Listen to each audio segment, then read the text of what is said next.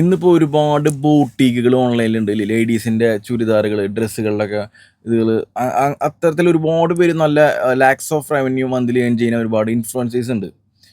ഇപ്പോൾ ടെക്സ്റ്റൈൽ ബ്രാൻഡിനേക്കാളും ഒരുപാട് പേര് ആശ്രയിക്കുന്നത് അത്തരത്തിലുള്ള ഓൺലൈൻ പേജുകളിൽ നിന്ന് വാങ്ങാനാണ്. അതെന്തുകൊണ്ടാണെന്നറിയാം? ആ ഓൺലൈൻ ബോട്ടിക്ക് നടത്തുന്നത് ഒരു ട്രസ്റ്റബിൾ ആയിട്ടുള്ള ഒരു പേഴ്സൺ ആയിരിക്കും, അല്ലെങ്കിൽ ഒരു ഇൻഫ്ലുവൻസർ ആയിരിക്കും. ഒരു ഇൻഫ്ലുവൻസർ ഒരു ബ്രാൻഡായിട്ട് എസ്റ്റാബ്ലിഷ്ഡ് ആകുമ്പോൾ അവർ ഓട്ടോമാറ്റിക് ഗ്രാജുവലി ഒരു ബ്രാൻഡ് ബിൽഡ് ചെയ്യും ഓൺലൈനിൽ. എന്ന് വെച്ചാൽ അവൻ്റെ ഒരു കമ്മ്യൂണിറ്റി ഉണ്ട്. ഇപ്പോഴത്തെ ഒരു ബിസിനസ്സിനെ കുറിച്ച് ഞാൻ പറഞ്ഞത് കമ്മ്യൂണിറ്റി ബിൽഡിങ്. നമ്മൾ ഓൺലൈനിൽ നമ്മൾ കോണ്ടന്റ് ചെയ്തൊരു ബ്രാൻഡ് ആകുമ്പോൾ നമുക്കൊരു കമ്മ്യൂണിറ്റി ഡെവലപ്പ് ആവും. ആ കമ്മ്യൂണിറ്റിയിലേക്ക് ഒരു പ്രൊഡക്റ്റോ ഒരു സർവീസോ നമ്മൾ അവരിലേക്ക് ഇൻട്രൊഡ്യൂസ് ചെയ്യുകയാണെങ്കിൽ അവർ നമ്മളുള്ള വിശ്വാസത്തിന്മേൽ അത് വാങ്ങും. അങ്ങനെ ഈ കമ്മ്യൂണിറ്റി വലുതായി വരും.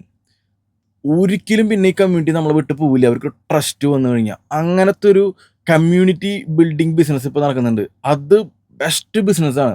കാരണം മറ്റേ ഓർഗാനിക് ആയുള്ള രീതിയിൽ നമ്മളൊരു ഷോപ്പ് എടുത്ത് നമുക്ക് ഒരിക്കലും കസ്റ്റമർ നമ്മൾ ക്രിയേറ്റ് ചെയ്തിട്ടല്ല ഷോപ്പ് ഇടേണ്ടത്. ഷോപ്പ് ഇട്ടതിന് ശേഷമാണ് കസ്റ്റമർ ക്രിയേറ്റ് ചെയ്യുന്നത്. ഇവിടെ അങ്ങനെയല്ല.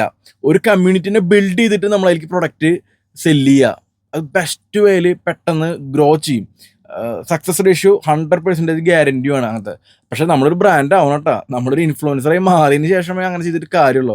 അപ്പോൾ ഏറ്റവും പെട്ടെന്ന് നമ്മൾ ഇൻഫ്ലുവൻസർ ആവാനുള്ള സ്ട്രാറ്റജികൾ ഇംപ്ലിമെൻറ്റ് ചെയ്യുക. ആർക്കും ഇന്നത്തെ കാലത്ത് ഇൻഫ്ലുവൻസർ ആവാം. ഓരോരുത്തർക്കും ഓരോ നീഷയുണ്ട്.